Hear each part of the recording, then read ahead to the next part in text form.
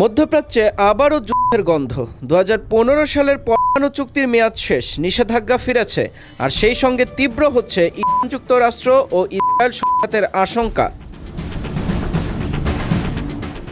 যুক্তরাষ্ট্রের সাবেক president Donald Trump দাবি করেছিলেন সামরিক অভিযানে তিনি ইরানের পরমাণু কর্মসূচি ধ্বংস করে দিয়েছেন, কিন্তু বিশ্লেষকরা বলছেন আঘাত বড় ছিল, ধ্বংস নয়। ইসরায়েলি নিরাপত্তা সূত্র জানায় ইরানের সমৃদ্ধ ইউরেনিয়ামের মজুদ ধ্বংস হয়নি, বরং গোপন স্থানে সরিয়ে ফেলা হয়েছে। তাদের দাবি পিক্যাক্স মাউন্টেন নামে নতুন এক গোপন সমৃদ্ধকরণ কেন্দ্রও তৈরি হচ্ছে। ইন্টারন্যাশনাল ক্রাইসিস গ্রুপের পরিচালক আলী ভাইয়েদ জানান ইরানের ক্ষেপণাস্ত্র কারখানাগুলো চলছে 24 ঘন্টা। তিনি বলেন, আগে 12 দিনে 500 ক্ষেপণাস্ত্র ছোড়া হতো, এবার লক্ষ্য একসঙ্গে 2000।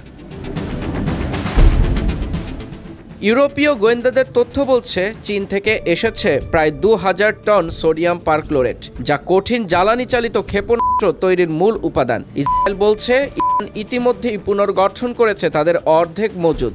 আন্তর্জাতিক পরমাণু সংস্থার প্রধান রাফায়েল গ্রোসি জানিয়েছেন ইরানের হাতে এখনও আছে 400 কেজি 60% সমৃদ্ধ ইউরেনিয়াম, যা অস্ত্র তৈরির সীমার কাছাকাছি।